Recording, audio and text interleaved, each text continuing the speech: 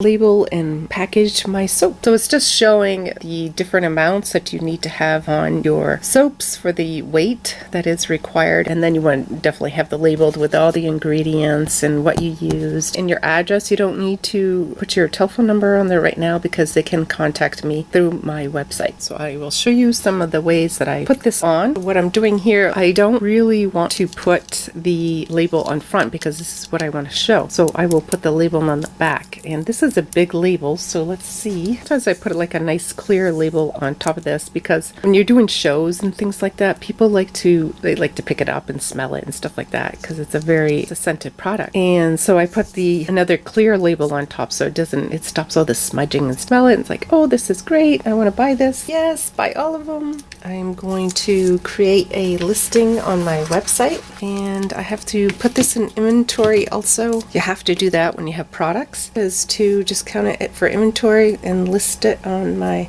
Shopify store. So thank you for joining me today.